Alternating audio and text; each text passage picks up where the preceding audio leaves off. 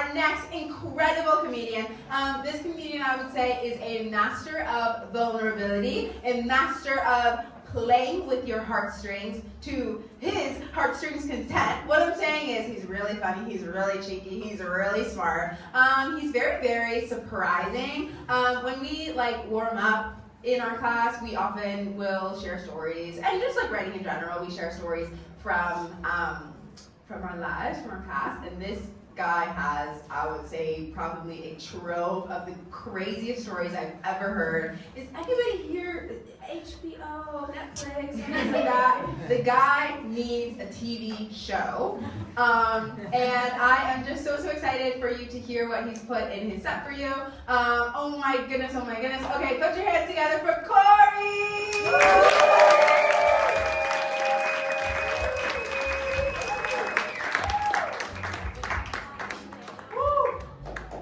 Hey, how's everybody doing tonight? Welcome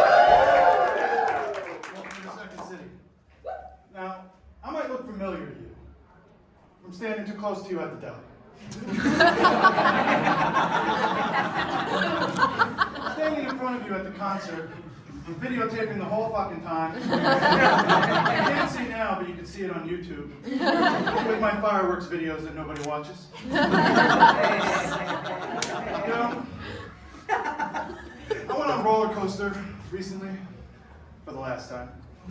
And you might be thinking to yourself, Cory, you're too fat to ride a roller coaster. And you'd be correct. Let me set the scene for you. 6 Flags. Cory's all excited, standing in line, bothering people as usual. I go to get in the runaway train, if anybody's familiar. First I get in the cart, I sit down, I'm like, oh, this isn't that comfortable.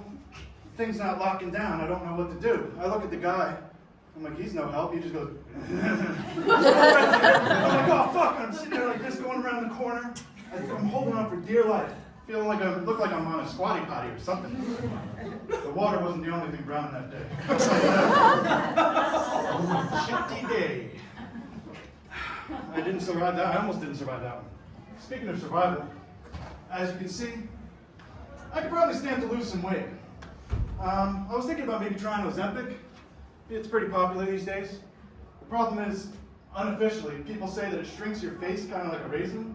And I don't need any help with my head looking smaller on this mountain of a body. But I also kind of remember this being a fad in the 90s. Does anybody remember the 1900s, the before times? You remember the potato chips? They came out with something called Wow, with Olestra. What it was, is it would keep your body from digesting the fat. So you'd just be eating potato chips, these are delicious, oh god.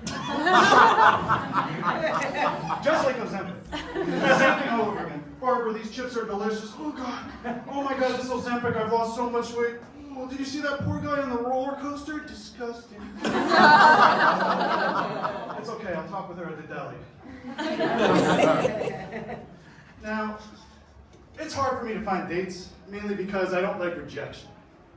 So I found it easier for myself to give out a 1-800 number, where you could decide to either press 1 to leave a message, which is good, or press 2 for saying you're not going to call me back because I'm gay. Press 3 because I'm too fat. But that's okay. Not a big deal.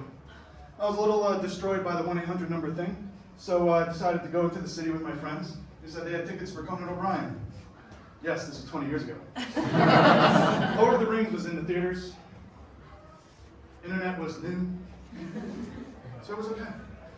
Long story short, I didn't get to this show. They didn't have the extra ticket. Will call was not cooperating. So I had to stay in the hotel room by myself. So I thought to myself, I could rent a movie, or I could rent a movie.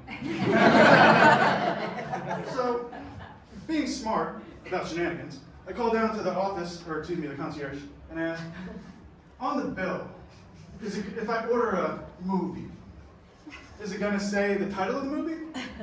Or is it just going to say movie? He's like, not just movie. I'm like, okay, cool. Fast forward, the friends are paying the bill. I'm standing there minding my own business. Their mom looks up at me and gives me the nastiest look. Whore of the Rings. Whore of the Rings. Well, I can't help it, but it does happen. You know what else happens? JFK files. You heard about those being leaked, right? The rest of them, a bunch redacted, a bunch of garbage. People think that the biggest thing about that are the 3 shooters. I don't think that that's the biggest deal. I think the biggest deal is LBJ, okay?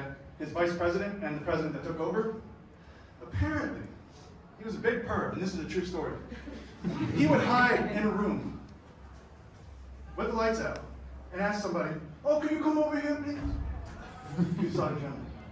And they would come in the room, and he would have his chief of staff out at full attention. And he would say, "Oh, why, hello, Jumbo. Welcome to the party." That's right, Jumbo. That was actually what he did. He would show it to the press corps. He would show it to anybody that would be around, honestly. And that is really a true story. So my girlfriend was like, "Why do you keep talking about that? Are you upset because he has a nickname for his penis?" And I'm like, no. But Jumbo is a pretty good nickname. She's like, "No, that's all right, Snack Pack. You'll be fine." Thank you, everybody. I'm Cory Deelstra. Have a good night.